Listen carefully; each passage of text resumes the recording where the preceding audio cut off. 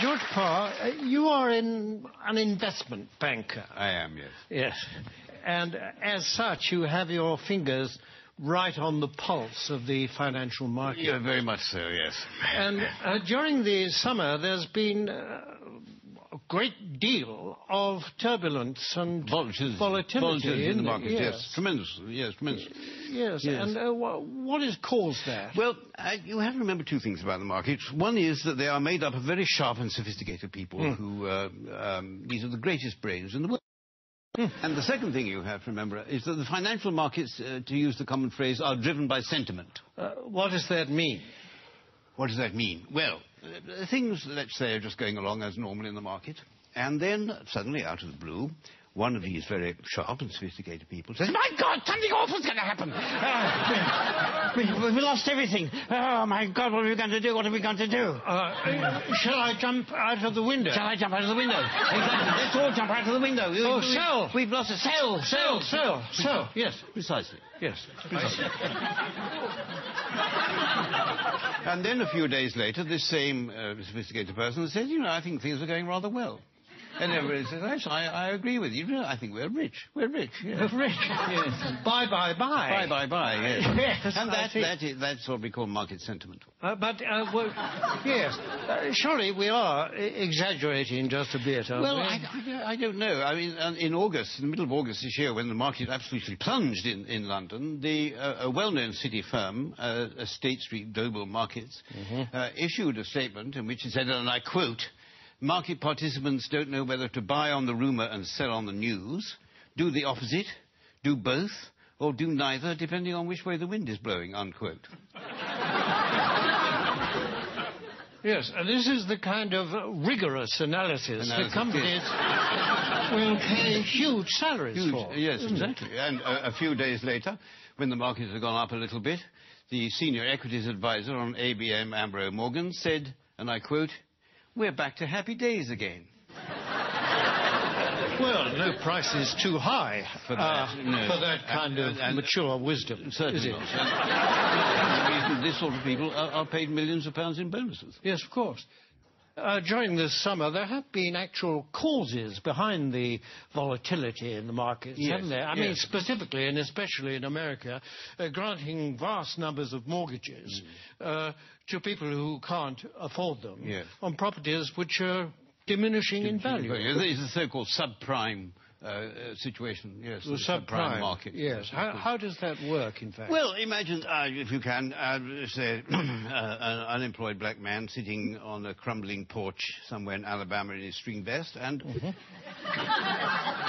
chap comes along and said, "Would you like to buy this house before it falls down? And why do you let me lend you the money?"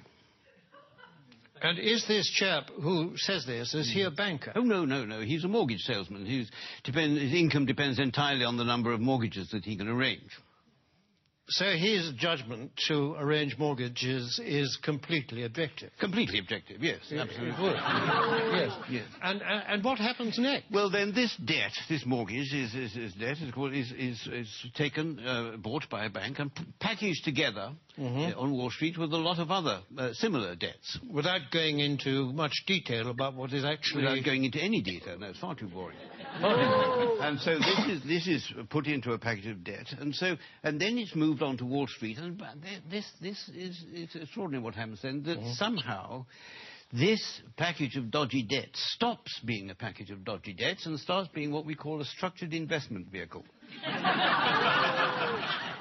And SIV? An SIV, exactly, yes. Yes, I see. And then someone like you comes along and buys it. I buy it, yes, and then I will ring up, I don't know, somebody in Tokyo and say, "Look, I've got this package, do you want to buy it?"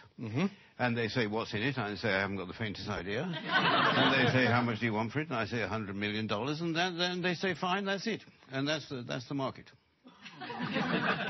And presumably this package, I mean, that kind of thing can happen several times to the same package. Possibly, yes. And every time it does, of course, then you or someone like you will get a fee and a markup and a profit, yes. And so well, you can't expect us to do it for nothing. It's hard work.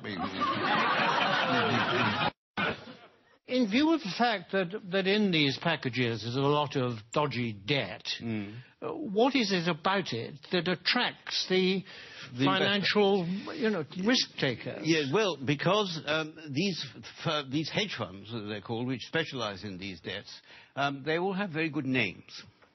You mean they're responsible companies? No, I don't. It's nothing to do with their reputation. They have actually very, very good names. The names they think up for them are very good. I'll give you an example.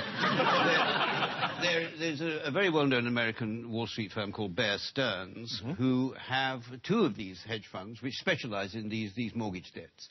And they lost so much money, lost so much of its value, that Bear Stearns announced that they would have to put in $3.2 billion into one of the funds to try and keep it afloat. $3.2 billion? $3.2 billion, yes. And even then they said the investors couldn't get any money out of it and they were going to let the other fund go. But one of these funds was called the High Grade Structured Credit Strategies Fund, and the other was called the High Grade Structured Credit Enhanced Leverage Fund. Well, that sounds very good. That's good, isn't it? It sounds very trustworthy. Actually, this is the magic of the market. What started off as lending a few $1,000s to an unemployed black man in a string vest has become a high-grade structured credit enhanced leverage fund. I like the sound of it. It is good. Well, it sounds very trustworthy. I mean, it's got good words in it. It's got words like high. High is good. High is good. Yes. Better than low, anyway, isn't it? Yes, absolutely. And structured is another good word. Very good. Enhanced. I love enhanced. Enhanced is very good. I mean, I'd buy anything if it said enhanced. Absolutely, yes. Yes. It might have been different if it said the unemployed black man in a string vest fund, but yes, because then alarm bells might start